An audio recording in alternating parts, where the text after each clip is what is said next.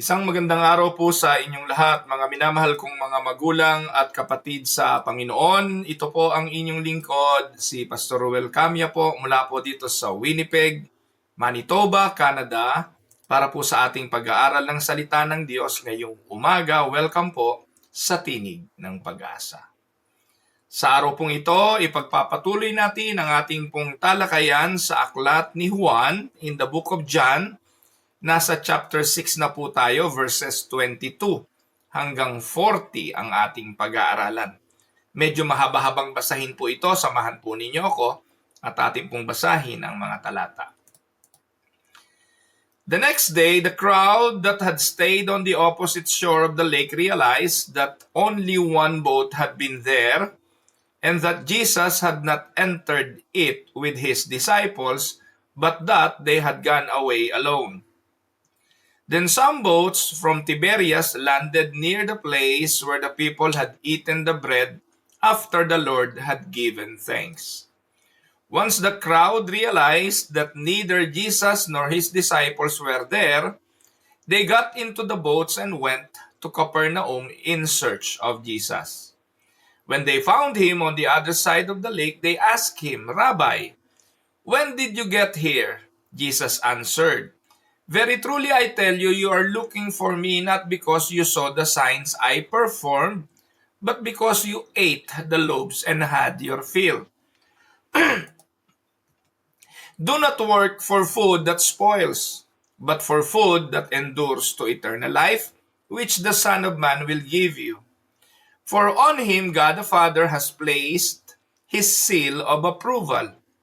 Then they asked him, "What must we do to do the works God requires?" Jesus answered, "The work of God is this, to believe in the one he has sent." So they asked him, "What sign then will you give that we may see it and believe you? What will you do?" "Our ancestors ate the manna in the wilderness, as it is written, He gave them bread from heaven to eat." Jesus said to them, "Very truly I tell you, it is not Moses who has given you the bread from heaven, but it is my Father who gives you the true bread from heaven. For the bread of God is the bread that comes down from heaven and gives life to the world." "Sir," they said, "always give us this bread." Then Jesus declared, "I am the bread of life. Whoever comes to me will never go hungry, and whoever believes in me will never be thirsty. But as I told you, you have seen me and still you do not believe. All those the Father gives me will come to me, and whoever comes to me I will never drive away. For I have come down from heaven not to do my will, but to do the will of him who sent me. And this is the will of him who sent me, that I shall lose none of all those he has given me, but raise them up at the last day. For my Father's will is that everyone who looks to the Son and believes in him shall have eternal life, and I will raise them up at the last day." Pagpalain ng Panginoong Diyos ang pagkabasa at pagkadinig ng kanyang mga banal na salita na sa araw na ito'y ating pag-aaralan. Sa mga talatang ating binasa, mga minamahal kong mga magulang, kapatid sa Panginoon, we come to one of the most beautiful and powerful declaration of Jesus in all of Scripture. Ano po iyon? Sa John 6:35, Jesus declared, "I am the bread of life. Whoever comes to me will never go hungry, and whoever believes in me will never be thirsty." Ito po ay isang makapangyarihang deklarasyon.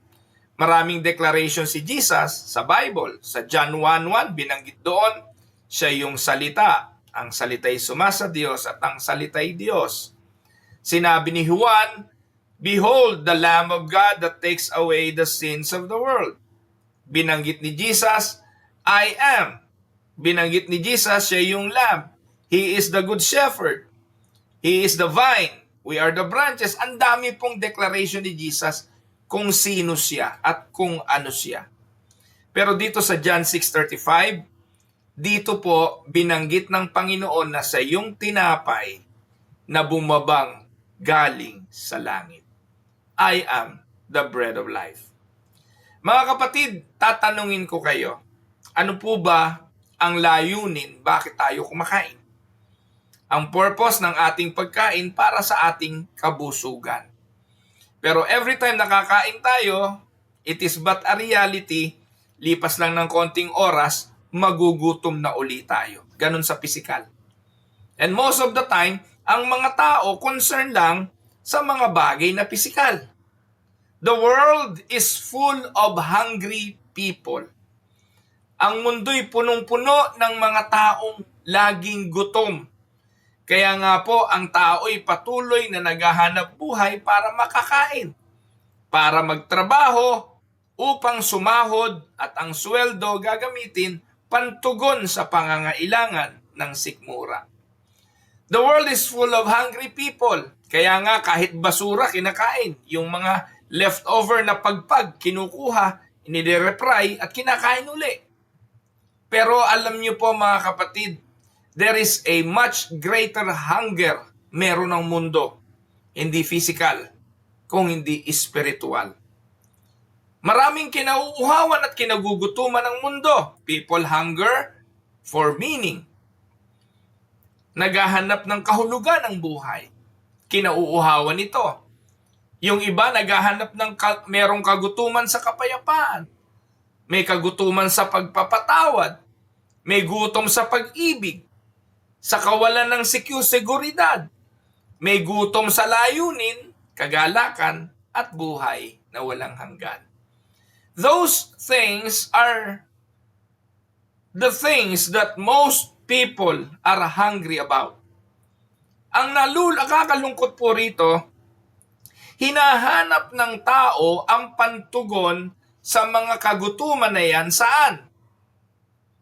Many people try to satisfy their soul with money, with success, with relationships, with pleasure, with religion, or even fame.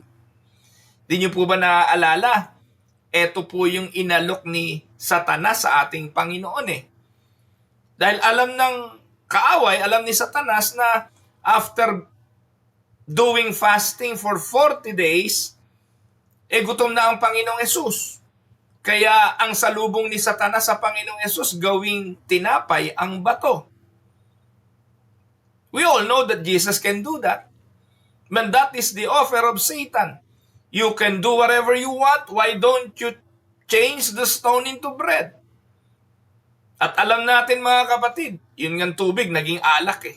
That is the first miracle that Jesus did. Kaya hindi imposible na yung bato gawin niyang tinapay. To satisfy his own hunger. To satisfy his desire to eat and be full. Pero hindi to ginawa ng Panginoon eh. Dahil kay Jesus, merong higit na mahalaga kesa sa pagkaing pisikal. At ano ang kataga ng Panginoon? Sa Matthew chapter 4 verse 4. Hindi lamang sa tinapay nabubuhay ang tao, kung hindi sa bawat salitang lumalabas sa bibig ng Panginoon. Ito yung pagkain ni Jesus. The Word of God, to do the will of the Father. And to do the will of the Father, written in His Word, is the food for the soul. Na hindi pinagtutuunan ng pansin ng marami kasi nakafocus lang ang tao saan? Sa pagkaing pisikal. At ang tanong, bakit sa kabila ng paghanap ng tao ng solusyon sa mga bagay na may kinalaman sa pisikal, patuloy at patuloy pa rin magugutom ang tao? Many gain these things, yet after gaining these things, they feel empty still. Bakit?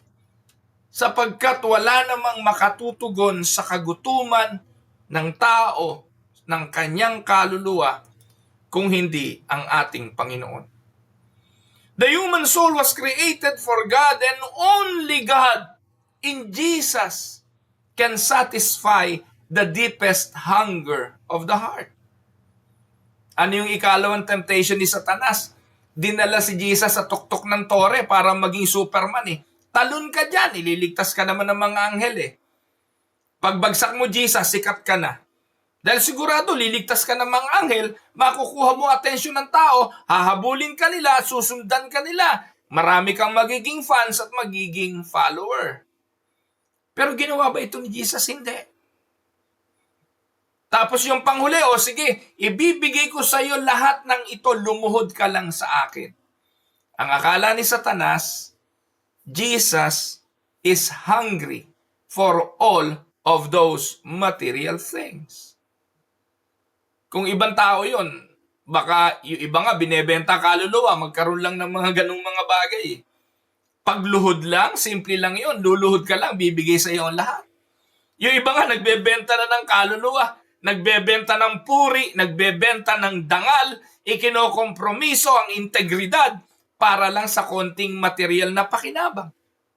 Kaya maraming nahuhulog talaga sa tukso na ito ni Satanas. Pero si Jesus, hindi. Sapagkat alam niya kung ano ang mahalaga.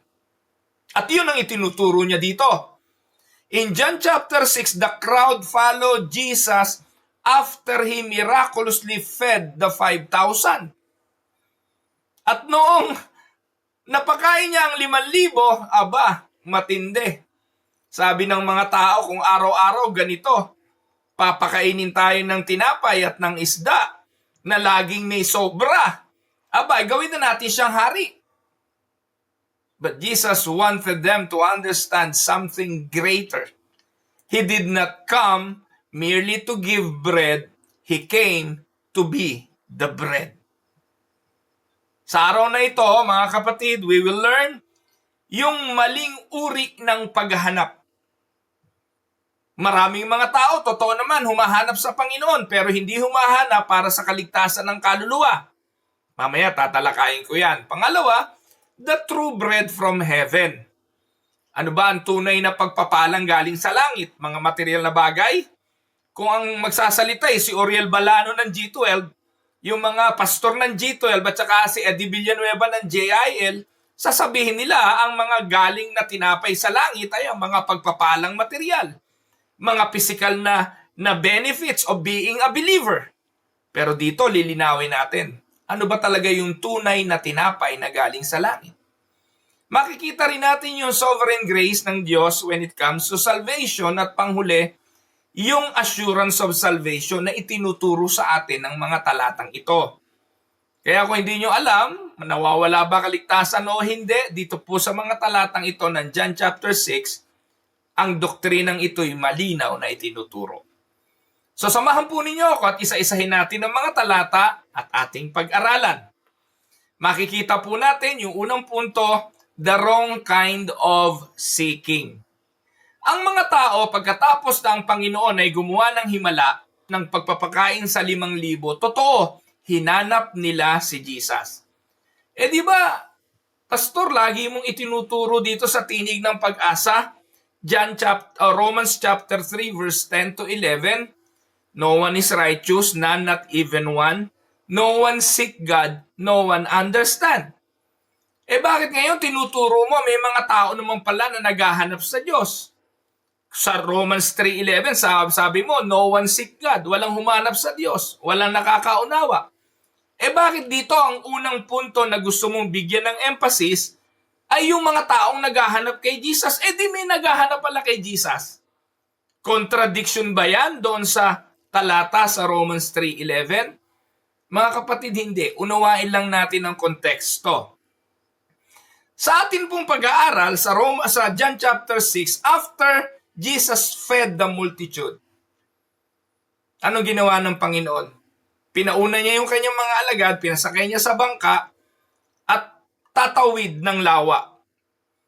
Ang Panginoon hindi sumama sa bangka dahil alam niya, iisa lang naman yung bangka na umalis at aabangan na ng mga tao sa kabilang ibayo yung nag-iisang bangka na yon at they assume na nandun si Jesus. Kaya ang ginawa ng Panginoon, hindi siya sumama ron, naglakad siya sa tubig. That is also the miracle that we discussed the other time. No? Hindi kahapon, wala pong TNP kahapon. Napakasama po ng aking katawan kahapon eh. So, noon pong Tuesday. So, hinanap na siya ng mga tao pagkatapos noon kasi ang plano ng mga tao gawin siyang hari eh.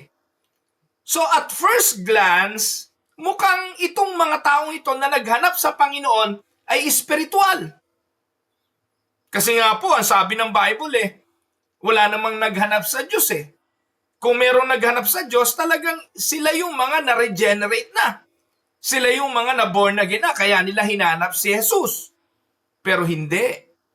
Itong mga taong ito ay naghanap sa Panginoon hindi dahil gusto nilang makinig, hindi dahil nagugutom sila sa salitang lumalabas sa bibig ng Panginoon, kung hindi sa ibang pakinabang. Kaya dito, in-expose ni Jesus ang kanilang mga puso. Ano ang sabi ng verse 26? Jesus answered, "Very truly I tell you, you are looking for me not because you saw the sign." Sinasabi ko sa inyo, kaya nyo ako hinahanap, hindi dahil nakita nyo ang palatandaan. Palatandaan na ano? Tandaan natin, gaya ng ating pinag-aaralan ng nakalipas na pag-aaral, yung mga signs, yung mga miracles, they are all pointing to who Jesus is. Those are signs para makita ng tao na si Jesus ang Messiah. Can you imagine? Yung tubig naging bato, sino makagagawa nun? Imagine ninyo, yung lumpo, nakalakad, sinabihan lang ni Jesus na tumayo ka, bitbitin mo ang iyong higaan. Imagine ninyo mga kapatid, lumakad sa tubig. Nagpakain ng 5,000, sino makagagawa nito? Those were the signs pointing to Jesus as God, the Messiah, and the Savior. Pero ano sabi ni Jesus? Sumunod kayo sa akin, hindi naman dahil nakita niyo yung signs eh. Hindi naman dahil sa aking ipinakitang tanda na ako yung Mesiyas, kaya kayo sumunod. Kaya nyo ako hinanap. Hinahanap nyo ako dahil sa laman ng inyong sikmura. Dahil kumain kayo ng tinapay at kayo'y nabusog. So, we can see here that the people wanted another free meal. They are looking for Jesus because again, they are now hungry physically. They wanted the benefits without repentance. They want blessings without surrender. They want provision without worship. At dahil dito, sinaway sila ni Jesus.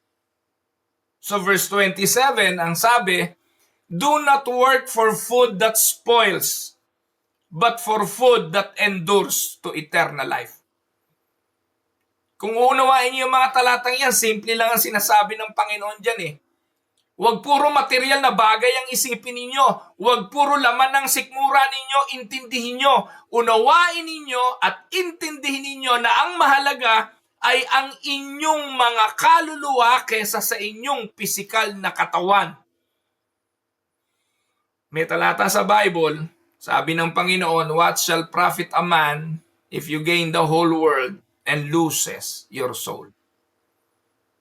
Mabusog mo man ng mabusog ang inyong katawan pisikal, kung ang inyong kaluluwa'y gutom, mamamatay tayo sa kapahamakan.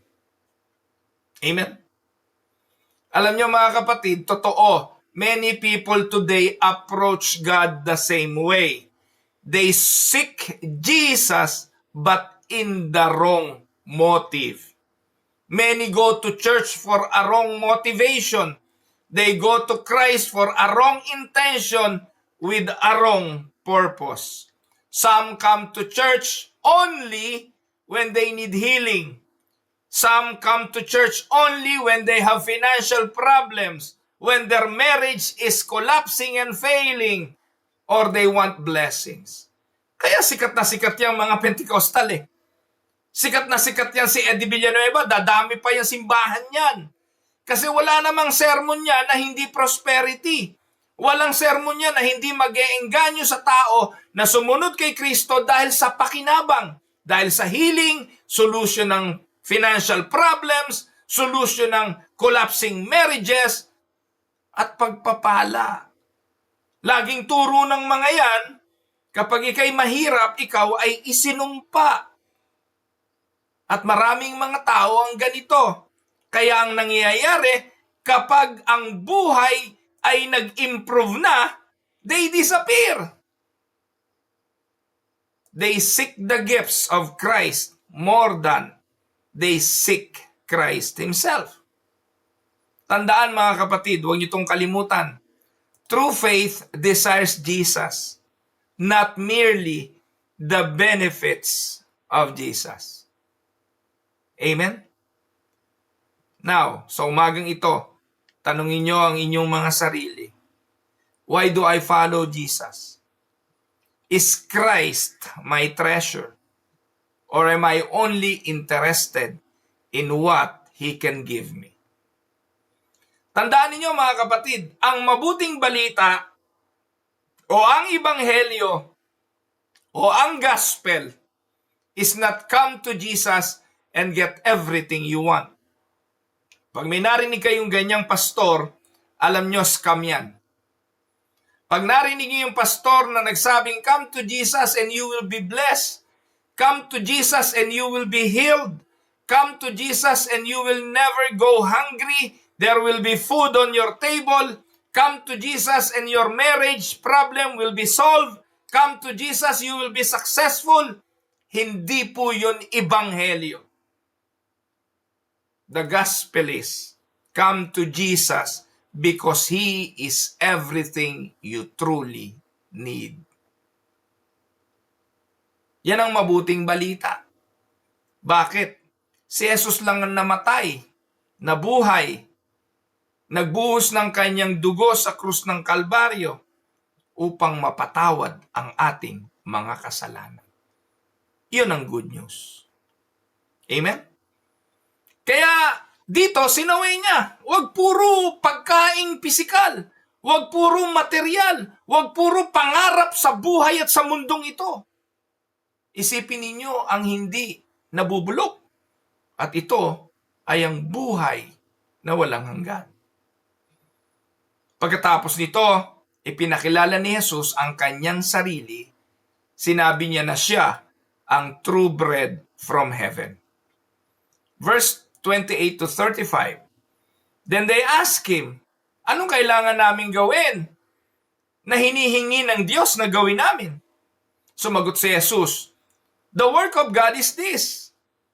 Manampalataya kayo sa kanyang isinugo. So hindi ang pagkaing pisikal ang layunin ng Diyos na inyong gawin. Hindi ang pagtatrabaho sa buhay na ito para tugunan lang ang inyong gusto, ang inyong kapritsyo at ang inyong sikmura.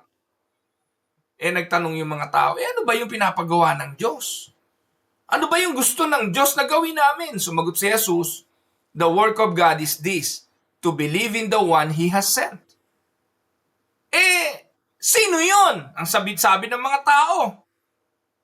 So they ask him, what sign then will you give that we may see it and believe you? Ano ba yung gagawin mo na palatandaan para maniwala kami sa iyo na ikaw ang isinugo? Ano sabi ng Panginoon? Bago pa pala nagsalita ang Panginoon, sabi ng mga tao, yung aming ninuno, may palatandaan, kumain sila ng mana sa ilang. He gave them bread from heaven to eat. At araw-araw yun for 40 years. Ikaw, sumagot ang Panginoon, lilinawin ko lang kumain yung inyong mga ninuno ng mana sa ilang, hindi galing kay Moses yon. Hindi si Moses ang nagbigay noon ng mga palatandaan yun. It all came from my Father who gives you those bread. It is not Moses who has given you the bread from heaven, but it is my Father. For the bread of God is the bread that comes down from heaven and gives life to the world. Ngayon, sabi ng mga tao, di bigyan mo kami ng tinapay na yon. Sumagot ang Panginoon, gusto nyo ng tinapay na yon? Sa verse 35, ang sagot niya, I am the bread of life. Yung mga ninuno ninyo kumakain araw-araw ng mana, kinabukasan nagugutom uli. Pero ako, na galing sa langit, na tinapay ng buhay, whoever comes to me will never go hungry, and whoever believes in me will never be thirsty. Sa 28, ang sabi, what must we do? The works God requires. Like many people today, iniisip nila salvation was earned through good works. Pero sinabi ni Jesus, hindi sa ginagawa ninyo magtatamo kayo ng tinapay na ito. Sabi ni Jesus, the works of God is to believe in the one He has sent. In order to gain this bread, ang kailangan ay manampalataya sa kanyang isinugo. Salvation is not achieved by human effort. It is received by faith in Christ. So, yung crowd then spoke about Moses, the manna in the wilderness. Sabi ng mga tao, the Israelites ate manna daily during their journey in the desert for 40 long years. So, but Jesus revealed something greater. Sa verse 32, ang sabi niya, very truly, I tell you, it is not Moses who has given you the bread from heaven. It is my Father who gives you the true bread from heaven. And then, Jesus declared, I am the bread of life. Jesus was not merely saying He gives bread. He was saying here na siya yung tinapay mismo. Bread was essential sa Jewish life. Ang staple food nila, tinapay. At kung walang tinapay, katulad sa ating mga Pilipino na pag walang rice, walang buhay, sa kanila pag walang tinapay, patay. Jesus here is teaching that without Him, the soul die spiritually. Ang hindi kumain, mamamatay physical. Ang hindi kumain ng tinapay ng buhay spiritual, the same ay mamamatay. Ano ba ginagawa ng tinapay? Ano ba ang purpose ng tinapay? Bread sustains life. Kaya nga po, saan ba ginawa ni Jesus na siya'y alalahanin? Hindi naman sa paliligo, hindi po ba? Hindi naman sa pagpapalit ng damit. Hindi naman sa pagtututbrush. Kung hindi saan. Every time you eat this bread and you drink this cup, do this in remembrance of me. Dahil alam ng Panginoon, di tayo ubrang hindi kakain. Kahit si Chiria, kakain tayo. Kahit na po kaning lamig, kakain tayo. Kahit na walang ulam, kakain tayo pag sobrang gutom natin. At doon, ikinumpara ni Jesus ang pag-aala-ala sa Kanya. Bread sustains life. Bread satisfies hunger. Hindi kailangan ng masarap na ulam sa taong gutom. Sa taong kumakalaman sikmura, kahit pagpag kakainin. At ang pagkain ang magbibigay ng satisfaction. Physically, ganun din sa spiritual. Ang totoong Kristiyano na binuhay na ang kanyang espiritu, magugutom sa salita ng Diyos. Amen? Kaya napakalaking question mark kung sinasabi mong Kristiyano ka, hindi ka nagbabasa ng Bible. Napakalaking katanungan kung sinasabi mong Kristiyano ka, ayaw kang mag-aral ng salita ng Diyos na kung saan sinabi ni Jesus na hindi lamang sa tinapay nabubuhay ang tao, kung hindi sa bawat salita na lumalabas sa bibig ng Panginoon. The bread strengthens the body and the bread is needed on a regular daily basis. And Christ does the same spiritually. Kung ang physical kumakain, ang spiritual higit. And only Jesus forgives sins, satisfies the soul, gives eternal life, and reconciles sinners to God. Amen? Mga minamahal kong mga kapatid, ang taong nagugutom, kahit bigyan mo, pamiliin mo, kung gutom na gutom ang isang tao at pamimiliin, isang napakagandang sasakyan o isang supot ng tinapay, sa tingin ninyo, pipiliin niya yung sasakyan? I'm speaking of a starving man. Yung gutom na gutom. Ang taong nagugutom, kahit bigyan mo ng katakot-takot na ginto, pipiliin ang makakapatid ng kanyang gutom. The first thing that he will choose is bread. Likewise, humanity's greatest need is not wealth, not success, not even entertainment. Our greatest need is Jesus, the bread of life. Amen? Mga kapatid, human beings are spiritually dead because of sin. We do not naturally hunger for God. Left to ourselves, we will not seek Christ. Probably some will seek Jesus, but not as God, not as Savior, not as an answer to their spiritual need, but to the benefits of the physical and the material aspect of humanity.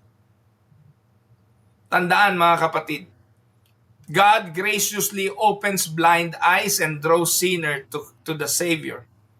Salvation is by grace through faith alone in Christ alone. Amen?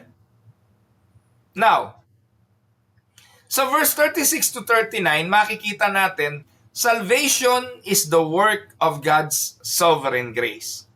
Ang kaligtasan ay gawa ng kapangyarihan ng Diyos. Ano sabi sa verse 36 to 39? But as I told you, you have seen me and still you do not believe. Yun naman ang realidad. Yung sinasabi nating mga taong naghahanap kay Jesus kanina, naghahanap sila in a wrong motive. Kahit nakikita nila si Jesus, kasama nila si Jesus, nakita nila yung mga palatandaan, yung turning water into wine, the healing of the lame man in the pool of Bethesda, the feeding of the 5,000, still, hindi pa rin sila nanampalataya. Pero sa verse 37, this is a very beautiful verse. Sa verse 37, ang sabi ni Jesus, subalit, ang lahat ng dinala sa akin ng Ama will come to me. And whoever comes to me, I will never drive away. Jesus says something very profound. Sabi niya, all those the Father gives me will come to me. Yung pinili ng Ama na lumapit sa akin, na magutom espiritual, at makita nila na ako ang sagot, na ako ang tinapay, siguradong lalapit sa akin, at pag lumapit sila, hindi ko sila itataboy. Take note, hindi lahat ng tao na humahanap kay Jesus ay humahanap sa tamang motibo. Pero merong hahanap kay Jesus ng totoo. At ito yung mga pinili ng Ama na makilala si Jesus bilang tinapay ng buhay. This is a glorious picture of God's sovereign grace. Notice, mga kapatid, ang dalawang katotohanan. Una, it is God who draws sinners to Christ. Ang Ama ang umaakay sa makasalanan papunta kay Jesus. Sabi ng talata, all that the Father gives me will come to me. So, ano pong ibig sabihin yan? Ang kaligtasan nagsisimula sa Diyos, hindi sa tao. Hindi tayo ang lumapit kay Jesus na kusa. We are being drawn by the Father to Christ. Katulad ng isang mabuting pastol, tabigin, aakayin, aaligin ang tupa sa ligtas na pastulan at sa ligtas na kural. Ganon ang ginawa ng Ama. Kaya natin nakita si Jesus. Kaya natin nakilala si Jesus. Inakay tayo ng Ama patungo sa Kanya. Kaya before we chose Christ, God chose His people in Christ. Amen? Kung ang paniniwala nyo, kayo sa inyong sarili at sariling pagpapasya, kaya kayo lumapit kay Jesus without the Father's intervention, you are wrong. Kaya nagyayabang tayo na akala natin tayo ang nagligtas sa ating mga sarili. No. Our salvation is rooted in God's eternal love and grace. Gayon yun, mga kapatid. At ang mga talatang pwede nating pagtuunan ng pansin, Ephesians 1:4, ang sabi diyan ni Apostol Pablo sa mga taga-Epeso, for He chose us in Him. Kailan? Pinili niya tayo para kay Kristo. Referring to the believers. Kung ikay mananampalataya, pinili ka na. Ito yung doctrine of election. Kailan? Bago pa likhain ang sanlibutan. Bago pa sabihin ng Diyos, let there be light. Bago pa sabihin ng Diyos na, I will create this, I will create that. Pinili na niya ang mananampalataya sa kanyang anak, ang makakakilala sa kanyang anak bilang tinapay na galing sa langit, bago pa likhain ang sanlibutan. Romans 8:30, yung kanyang pinili, yung kanyang itinalaga, tatawagin niya. Dahil itinalaga na bago palikhain ang sanlibutan, tatawagin niya para lumapit kay Kristo. At yung lalapit kay Kristo, pawawalang sala. At yung pinawalang sala, luluwalhatiin. Tayo ng mga talata. This humbles us. Walang mananampalatayang makapaghahambog na sasabihing, I save myself. We are saved entirely by God's mercy. Amen? So, anong sabi? God draws sinners to Christ. The second truth, Christ will never reject those who come. Whoever comes to me, I will never cast out. What a very comforting words. Akala ng ibang tao siya dahil makasalanan, hindi siya tatanggapin. I am too sinful. Maaaring hindi ako tanggapin, I failed too many times. Maaaring hindi ako tanggapin because I am too broken. But still, Jesus says, come. Come, not fix yourself. Come, not because you are worthy. You need to come as a sinner, come as weary, come as broken, and come as needy person. And Christ never rejects a repentant sinner. Amen?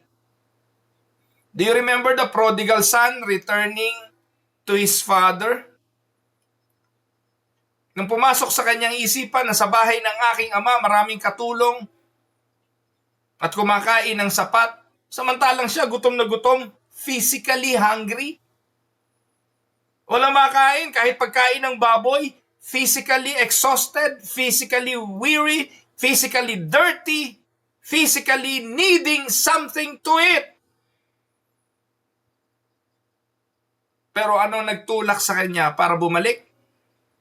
Yung idea na sa bahay ng kanyang tatay may mga katulong kumakain ng sagana. Babalik ako sa bahay ng tatay ko, hindi na bilang anak. I will come to him only as a servant.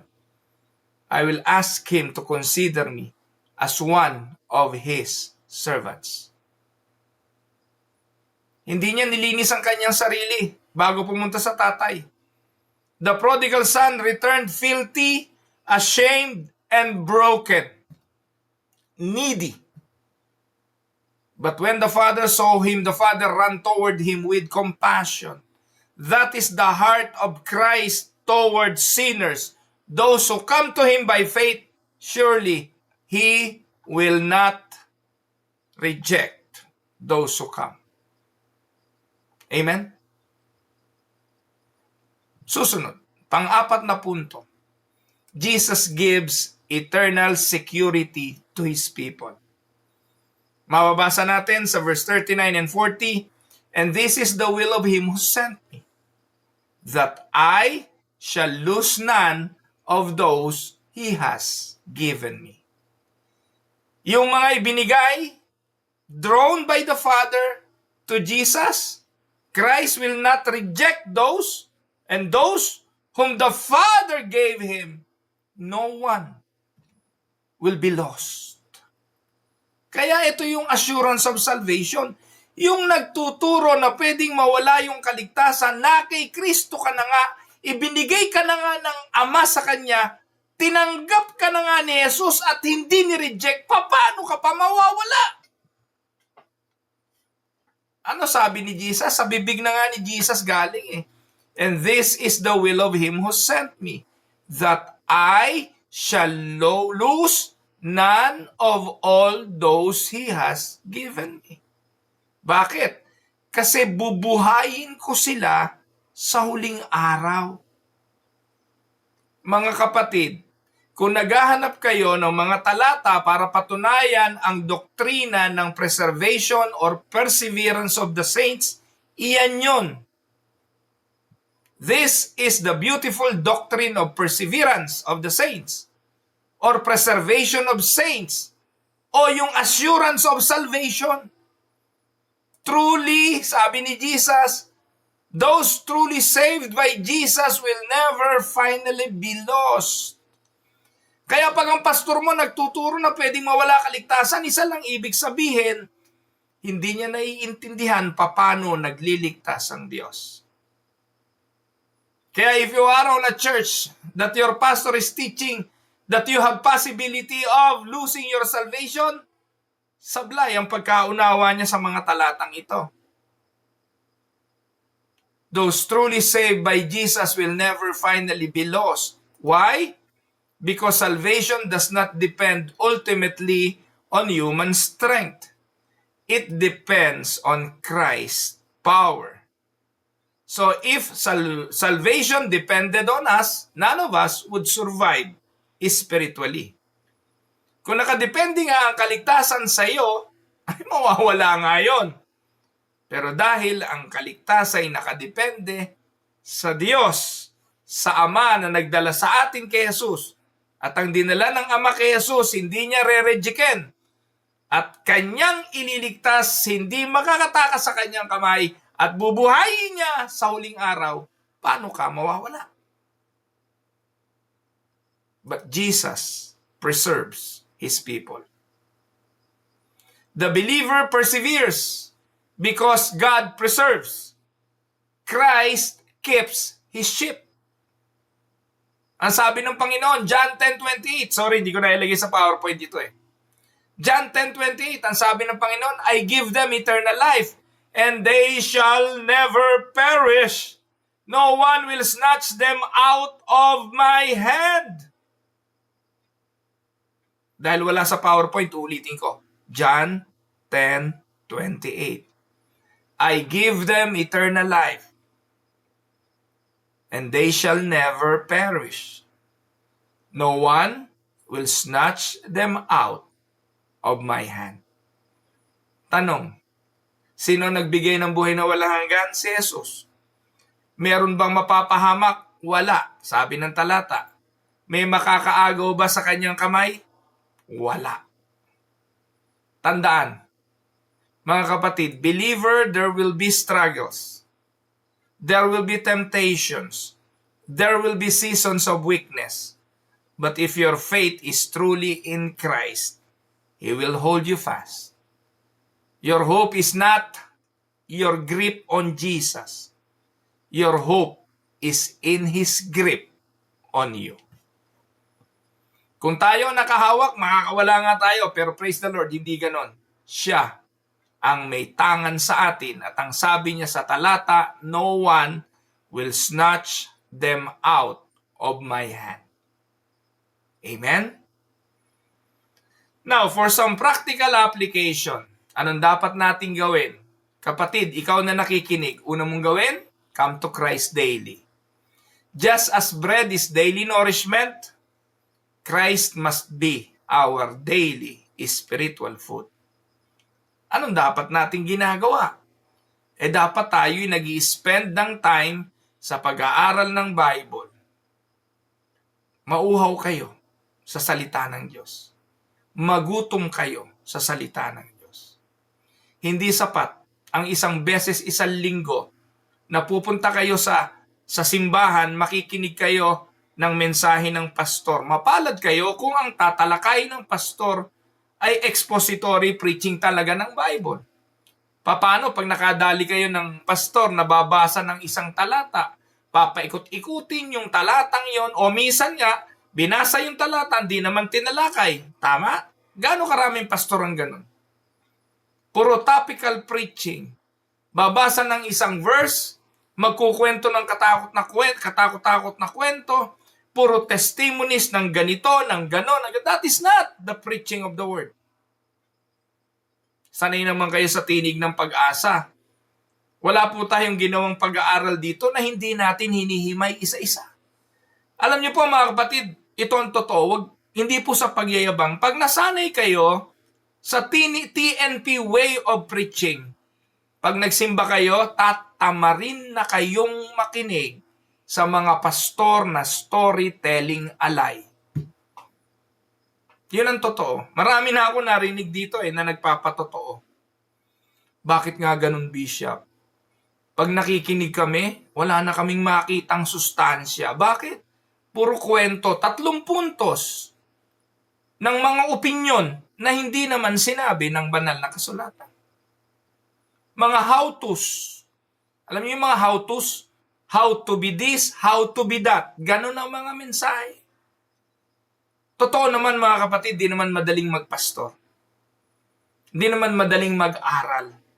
Pero kung ikaw ay babad sa salita ng Diyos, lagi mong kinakain ang salita ng Diyos, gaya din yan sa pagluluto Mga kapatid, mahilig ako magluto. Kaya ko po magluto ng minudo na nakapikit ang mata. Hindi sa pagyayabang. Ibig sabihin, sanay ko na pong ginagawa yun Ako po ang kusinera ng aming bahay. At ako po ang nagluluto araw-araw. I can cook a meal ng napakadali. Kasi araw-araw mong ginagawa Ganon din naman ang pag-aaral ng salita ng Diyos. Mahihirapan ka lang naman kapag hindi mo laging ginagawa. Amen? Kaya yung mga reklamo na nahihirapang unawain ng Biblia, isa lang yan. Una, maraming dahilan. Pero yung isang pangunahing dahilan, maaaring hindi ka talaga born again. Ngayon, kung born again ka, ang Biblia mauunawaan mo, pero hindi rin madali. Kailangan magbabad ka. Kailangan makasanayan. Pag sanay ka na, it is just like eating. Mawawalan ka lang ng ganang kumain physically kapag may sakit ka. Amen? Pero pag wala kang sakit at malusog ang iyong pangangatawan, darating at darating ang puntong magugutom ka. May tinig ang sikmura at kapag iyan ay nagsalita, kakalam yan. At kapag kumalam, isa lang ibig sabihin yan, pakainin mo na ako physically. Ganon din sa spiritual. Makikita nyo mga palatandaan ng pagkagutom sa spiritual. You will experience many things in life and you will know that the answer to those experiences can be found in eating the Word of God. Spend time in the Scripture. Kaya yung mga nagbababad sa tinig ng pag-asa, wala naman po itong bayad. Makikinig lang kayo. So maglaan kayo. Ngayon po nakaka 49 minutes na tayo. Para lang kayo nanood ng isang pelikula. Kesa manood kayo ng pelikula na kung ano-ano, at least dito, napakain ninyo ang inyong buhay espiritual. Next, spend time in prayer. Go to church on Sunday to worship. And go to a fellowship with fellow believers. Umattend kayo ng small group, Bible studies. Maglaan kayo ng panahon dito. Second thing, as a practical approach, stop feeding your soul with the word. Ang mundo, papakainin ka nito. The world offers temporary satisfaction. At kung ang kinakain mo, puro pagkain ng mundong ito, may impatyo ka, mga kapatid. Hindi ka lalago. What the world offer are all junk food. Mga kapatid, bakit ba hindi natin pinapakain ng junk food ang ating mga anak? Lalo na pagkakain na, di ba lagi natin naririnig? Huwag ka na kumain ng sitsirya, ha? Magtatanghalian na. Bakit? Di ba pwedeng kumain na muna ng sitsirya tapos kumain din ng tanghalian? Hindi eh. Kasi ang purpose po, kaya pinagbabawalan tayong kumain ng sitsirya, ang sitsirya nakakawala ng gana. Hindi ka nakakain ng main meal kasi kumain ka na ng sitsirya. At ang inialok ng mundo, sitsirya. Ang inialok ng mundo, junk foods. Na kapag nasanay kang kumain na to, mawawalan ka ng gana sa tunay na pagkain ng gagaling sa langit. Mga kapatid, tandaan, sin promises joy but leaves emptiness. Only Jesus truly satisfies. Amen? Pangatlo, trust in Christ alone for salvation. Huwag ninyong ilagak ang inyong pagtitiwala sa relihiyon. Questionin nyo yung relihiyon nyo. Huwag yung dito na kayo nagising, dito na rin kayo mamamatay. Huwag ganon. Suriin ninyo, baka kayo'y napaglalalangan.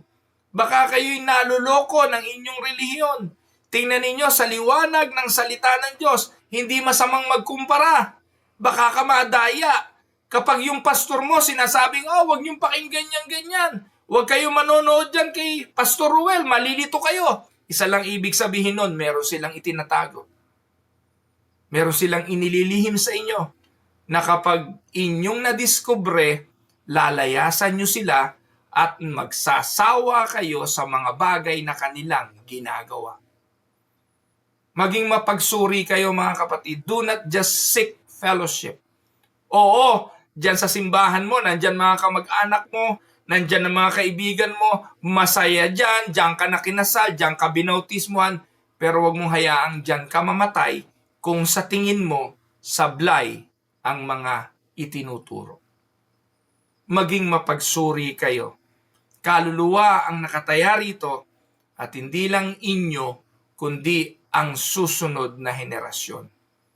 Responsibilidad ninyong bigyan ng magandang kinabukasan ang inyong mga anak. Pero sana hindi lang sa pisikal at sa material. Sana maging sa kanilang espiritual. Do not trust in religion, or you cannot trust on religion for your salvation, not on your good works, and not on church attendance. Take note, salvation is found only in Jesus Christ. Panghuli, pang-apat, share the bread of life with others. Kapag kumakain ka at ikay na-satisfy, ang gagawin mo, iaalok mo rin ito sa iba.